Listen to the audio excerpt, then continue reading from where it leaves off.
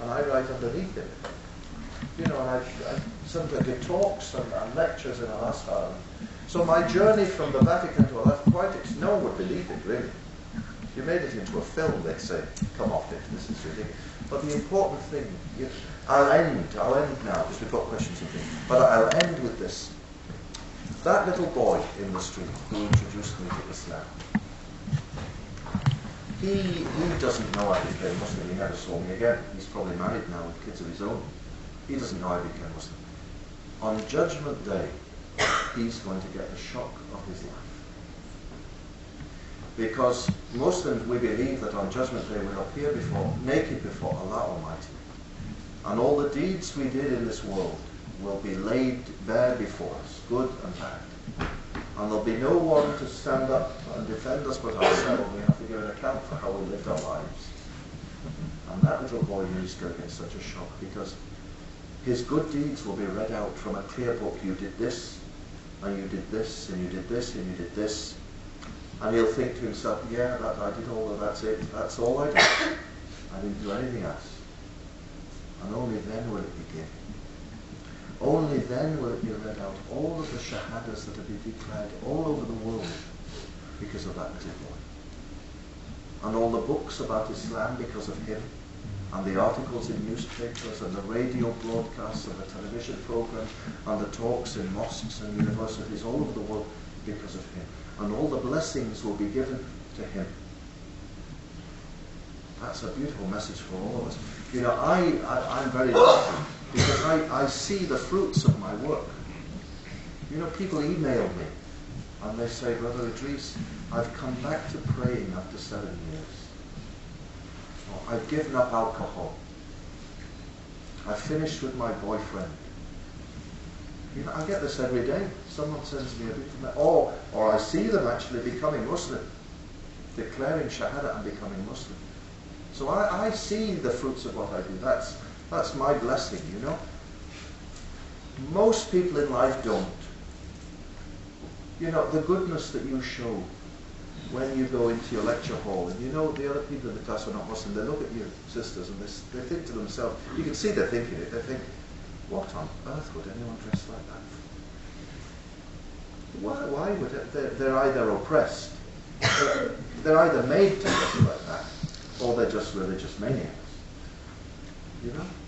And there's just a simple way you smile, or you greet them with Assalamu alaikum, no big deal, no lectures, no telling them about the history of Islam, just a simple kindness. And you know, the brothers to you going to the library, borrow a book, thank you, Assalamu alaikum. That's all you need to do. On Judgment Day, these deeds will be read out for you in a clear book, inshallah, and you'll receive all the blessings. I tell people, you know, we don't need even to mention Islam to tell people about Islam. No need to give them talks about Islamic history. They've got all their lives to learn about that. You know, no need to tell them about Sharia law. They've got all their lives to learn about Sharia law. Show them by your life that Islam is beautiful and gentle and sweet. You know, a boy at university, Muslim, his friends say to him, Ahmed, are you coming out with us tonight for a pint? And he says, I can't, I'm Muslim. Are you coming with us to the disco? I can't, I'm Muslim. You know, and the poor soul, no one has ever told them why they do these things. Islam for them is just a burden on their shoulders. You can't do anything that's fun. Anything that's fun, it's haram. No one told them why. You know, I meet people your age all over and they say, Brother Idris, when we were 7 we started to pray because we copied what our dads did. And when we got to 19 we stopped praying because no one ever told us what we were praying for. You know, Islam is so beautiful. We need to learn why we do it. Even performing wudu is beautiful.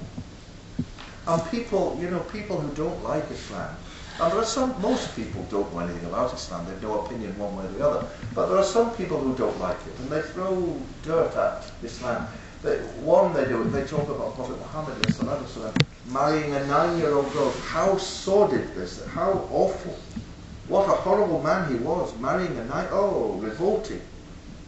I could stand on this table and give you a talk about that marriage and present it to, I talk in the middle of the university. It's the Romeo and Juliet story of our time, of our world. Beautiful. But because we don't know much about it, we kind of, and we make Islam seem sordid. You know, they ask us questions about hijab. They say, why do Muslim girls wear hijab? And the boy will say, it's to conceal their beauty. Okay, well, I would say, if that's the answer, you're not doing a very good job about it, because you look very beautiful. And the boys agree. So if it's just about concealing your beauty, you need to do something else. You know? So they then say, oh yeah, well it's to cover their hair. Why? Oh, because men are attracted to women's hair. Are they? I think so. You know, and our answers are silly. We come up with silly answers that don't mean anything to anyone. They ask us about 4 wives for a man and not 4 husbands for a woman. And you know, we don't know what to say. We feel stupid. We don't know what the answer is. The answer, I could stand there. It's a fantastic answer. It's something to be proud of, not to be ashamed of. But because we don't know, and Muslims don't know. You know, taking another wife, it's to do with religion and piety and goodness. You know, it's not to do with marrying a belly dancer. That's not what it's about. To spice up your life. You know, that's nothing to do with it. So, as Muslims, we don't understand how beautiful and gentle and sweet our religion is. Islam is so beautiful that it would make grown men weep. And our job, you know, no need to lecture anyone about you've got to do this and you've got... And we're certainly, none of us is appointed a judge over anyone. And none of us is given tickets for heaven or hell to hand out and say you will be having a ticket and you will. None of us is given that authority. Anyway, I've talked too much, so we'll just pause for a second, and then Brother Abdullah will mediate some questions. At least one more. So just buzz for half a minute until he comes back, thinking about what you want to ask, okay? Question time. I'll start with some more. I just wanted to ask, did you find there was a dynamic between the Trinity in Christianity and the oneness in Islam? Did you find that difficult to deal with? How long have we got? I mean, that's a talk. That's a talk. And unfortunately, you know, life has been reduced to sound bites in this country. A famous Prime Minister who's no longer the Prime Minister was good at sound bites. To that, I can't give you a sound bite answer for that. All I can do is give you a bit of an answer. Okay? Obviously, it's the most important thing. All I can say is this, you know. In fact, I give a talk, and I call the talk Jesus, Son of God, ? Or I call it Jesus, Son of Mary, and I give it to mixed audiences. And all I do in that talk is I don't start by saying to the non-Muslims, by the way, what you believe is totally wrong. I don't do that. I simply say to them, please listen. I used to believe A, and I now believe Z. And I simply want to explain to you over the next hour how I got from believing this to believing this, and no longer believing that is true at all. Okay? But to do it in I can't do it because it's to do with scripture and to do with all kinds of thinking. Trinity obviously has no place in Islam. As Muslims who believe that God is one. All I can say really without giving the full answer, I can't give it so quickly because it's a serious answer.